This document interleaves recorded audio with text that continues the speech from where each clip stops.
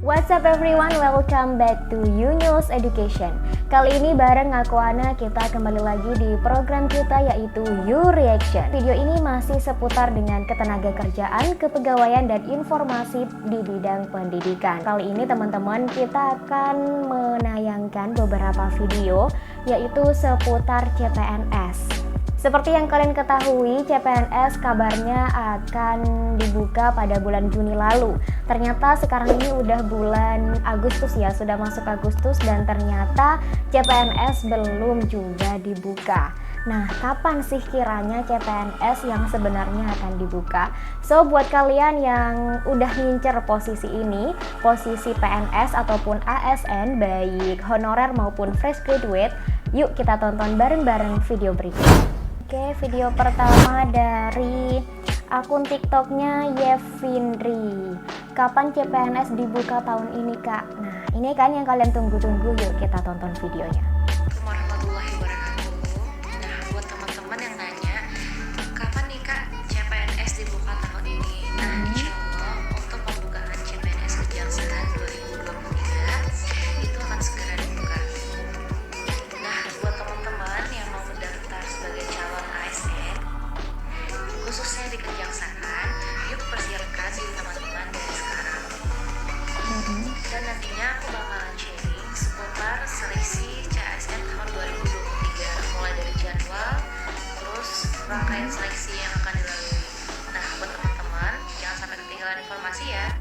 Oh, jadi cuma gitu guys, gak spill secara detail ya untuk tanggal dan juga formasinya. Intinya yang inilah. Berdasarkan pengumuman Kemenpan RB, CPNS akan dimulai di bulan September. Tapi Nah, ini nih bulan September katanya. Jadi udah tinggal hitungan bulan aja ya. Tinggal 1 bulan. Karena sekarang udah masuk bulan Agustus, jadi kita tinggal nunggu 1 bulan. 1 bulan itu waktu yang cepet loh guys. Jadi persiapkan dari sekarang kalau kalian memang benar-benar mengincar posisi ini. tahu nggak sih tahapan besar seleksi CPNS? Pastikan kalian simak sampai selesai agar tidak miss informasi ya. Pertama-tama kalian wajib mendaftar di website sscsn.big. Tuh.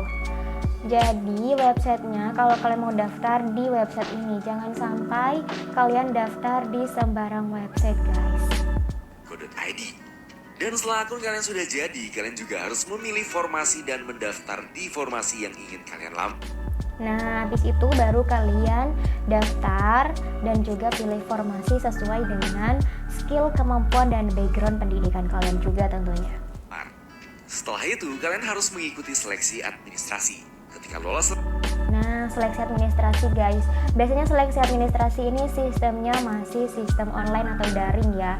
Karena kita nanti nginput beberapa data-datanya itu by website itu biasanya. seleksi administrasi nanti kalian akan melaksanakan seleksi SKD dan jadwal. Nah, habis itu ketika kita udah dinyatakan lolos nih seleksi administrasi, lanjut ke seleksi SKD atau seleksi kompetensi dasar. Nah, biasanya ini juga sistemnya pakai sistem CAP atau pakai bantuan komputer juga ya. Bisa kalian lihat di website BKN. Jika kalian sudah lulus SKD, kalian akan lanjut ke tahapan SKD. Nah, kalian kalau udah dinyatakan lolos SKD, nanti ada seleksi lagi nih namanya SKB atau seleksi kompetensi bidang. Kalian harus tahu ketika tahapan SKB, pelaksananya berbeda dan jenis tahapan tesnya juga berbeda, tergantung dari instansi yang kalian lamar. Jadi SKB ini sama SKD beda ya. Kalau SKB itu lebih fokus, jadi sesuai dengan perusahaan atau instansi yang kalian lamar. Sedangkan kalau SKD itu masih sifatnya umum, jadi semuanya tuh sama. Soal tesnya tuh masih sama. Cuman dari tahun ke tahun pastinya berbeda. Tapi kita bolehlah mempelajari beberapa bocoran soal atau kisi-kisi soal yang masih itu mengacu pada tahun-tahun sebelumnya, karena pastinya nggak bakal jauh beda kok. Mungkin kalau itu soalnya berupa cerita, mungkin ada beberapa objek yang diganti saja, tapi untuk pola soalnya pasti sedikit banyak masih sama. Jika kalian sudah lulus SKB, kalian akan langsung melakukan pendaftaran ulang administrasi. Gimana? Udah siap gak nih untuk menghadapi tes CPNS di Siap bulan dong. September nanti?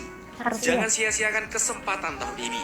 umur udah makin tua. Ada orang tua yang harus dibahagiakan. Ada anak istri yang udah nunggu kesuksesanmu. Tancapkan dalam hatimu, apapun yang terjadi, pokoknya tahun ini harus lolos CPNS. Harus lolos. Makanya, Amin. Batuk lagi. Gak apa-apa nih guys, misalnya kalian tuh emang bener-bener niat nih buat jadi PNS ataupun ASN, baik P3K ataupun PNS, kalian bisa kok ikut beberapa bimbel atau bimbingan online berupa kayak semacam les gitu, tapi itu mungkin akan membahas beberapa soal SKD di CPNS gitu.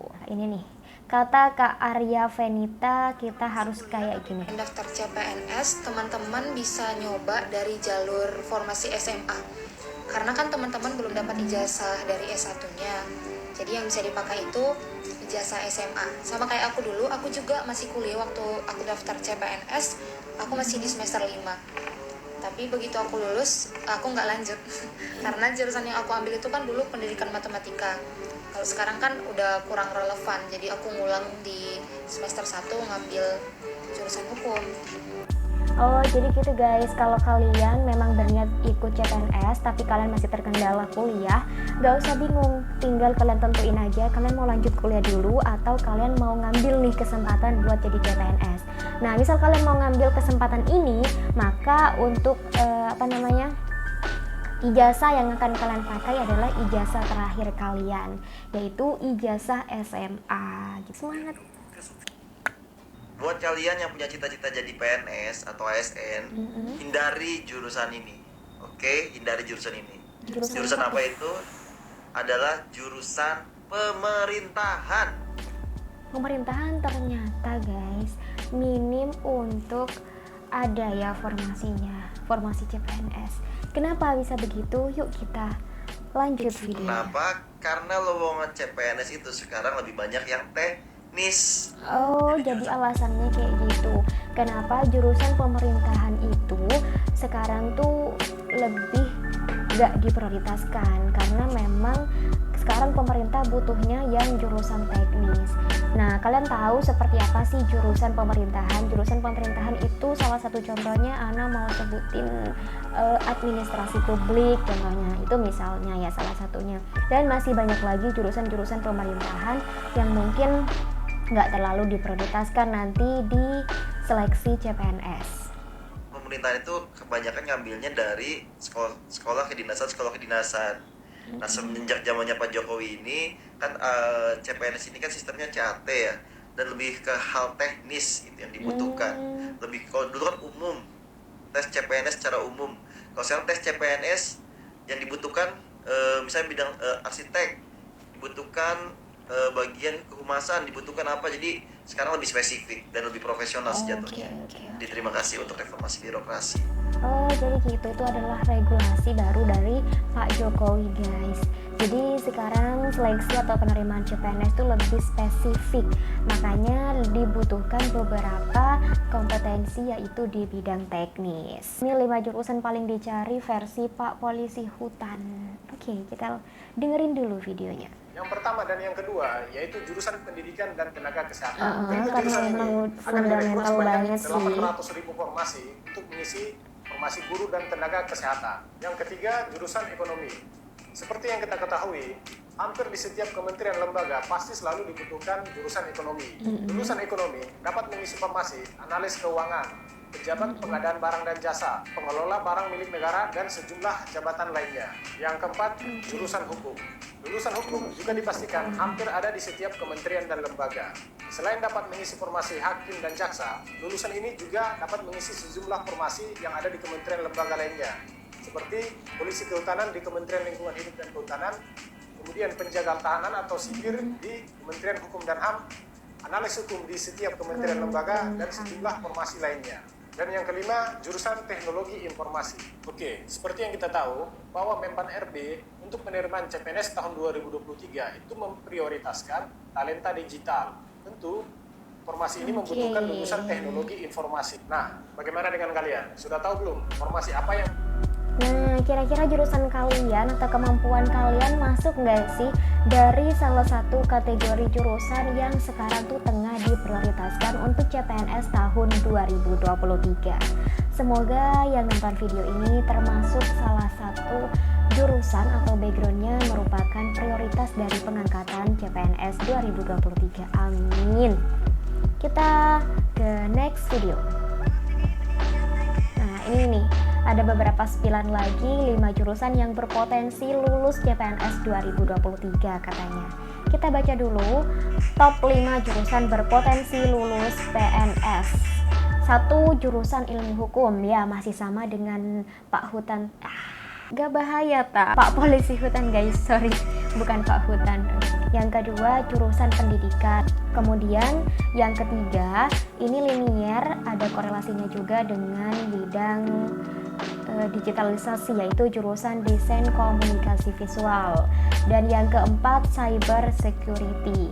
Nah, ini adalah keamanan dunia maya. Jadi ada beberapa mungkin aplikasi-aplikasi atau apalah, Anda juga kurang paham kalau masalah cyber tuh intinya untuk data-data kita di sosial media atau di dunia maya. Yang terakhir itu jurusan teknologi bisnis digital. Nah, ini juga masih ada korelasinya dengan bidang digital. Intinya kita tuh memang dibutuhkan yang bagian teknis, pendidikan, kesehatan, dan juga hukum guys. Merujuk pada surat edaran Menteri Pan-RB tertanggal 14 Maret 2023. Jadi baru-baru ini nih, hanya ada 4 formasi yang menjadi fokus pemerintah di luar prioritas talenta digital. Apa itu? Adapun untuk formasi CPNS 2023 yang menjadi fokus pemerintah sesuai dengan SE tersebut ialah bidang kehakiman. Ini masih linear ya dengan jurusan hukum tadi. Bidang intelijen juga kemampuan pengetahuan, bidang kejaksaan, lalu ada dosen itu di bidang pendidikan. Nah, untuk formasi talenta digital sendiri, pemerintah memfokuskan bidang tersebut pada para fresh graduate. Tapi ini kemungkinannya cukup tipis sekali ya. Jadi di mana setidaknya dari total formasi yang akan dibuka, 20% diantaranya ditujukan untuk fresh graduate. Gitu. 20% aja, sisanya untuk kalian para tenaga honorer. Jadi nggak usah khawatir nih, honorer pasti kebagian kok. Semangat! Jumlah PNS berdasarkan tingkat pendidikan. Ada dari SD, SMP, SMA, diploma 1, diploma 2, diploma 3, diploma 4, dan strata 1, strata 2, dan strata 3. Nah, teman-teman pasti nonton kan di bagian sini untuk videonya beberapa angkanya dan juga totalnya berapa. Nah, ini yang Anda nggak paham tuh, mereka tuh jumlah PNS yang sekarang itu penempatannya di jenjang pendidikan SD sampai strata 3, atau mereka para PNS yang ternyata background pendidikannya dari SD. Soalnya kalau cuman PNS nih ya, PNS banyak, gak cuma di bidang pendidikan, ada di bidang kesehatan dan juga yang lain-lain. Nah, kalau kayak gini kan jadi bingung. Tapi mungkin ya, masa di seluruh Indonesia PNS di tingkat SD cuma 15.000 orang sih, sekitar 16 ribuan, kan gak mungkin. Tapi kalau ini merupakan background pendidikan si PNS ini, backgroundnya masih SD, SMP, bahkan emang ada ya guys, atau ini regulasi lama ya mungkin, kita juga nggak tahu. Dan buat kalian yang mungkin tahu, apa emang ada formasi CPNS yang background pendidikannya atau latar pendidikannya tuh masih tingkat SD atau SMP? Kalau kalian tahu, coba komen di bawah. Kita next video. Pemirsa, Presiden Joko Widodo akan mengumumkan kenaikan gaji pegawai negeri sipil PNS dalam waktu dekat. Hal ini menjadi... Belum juga resmi pengumuman pendaftaran atau pembukaan CPNS, ini udah ada kabar baru mengenai kenaikan gaji PNS. Gimana gak makin ngiler tuh buat jadi PNS? Sorotan berbagai kalangan, diantaranya Yeri Tawalujan, Ketua Partai Perindo Bidang Sosial dan Kesejahteraan.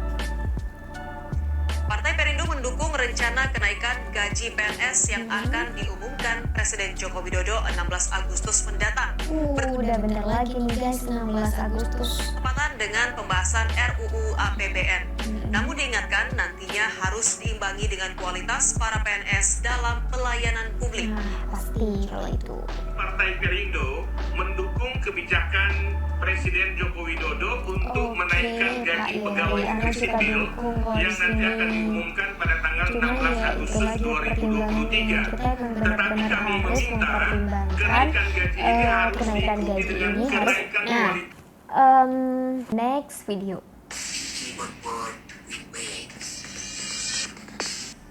Apa sih enaknya jadi PNS? Yang pertama, gaji plus tunjangan cukup. Cukup mah tergantung kitanya, ya nggak sih? Habis itu hari tua terjamin, oke. Ada pensiunan, habis itu kesehatan terjamin. Kesehatan terjamin, apa jaminan kesehatan nih mbak? Kesejahteraan suami atau istri dan anak cukup. Ya, istri anak cukup, oke. Belum tentu juga kalau kitanya sibuk jadi PNS, bisa aja mereka nggak ngerasain kesejahteraan. Tapi yang dimaksud di sini mungkin sama mbaknya itu kita bakal nantinya dapat tunjangan suami, istri dan juga tunjangan anak gitu.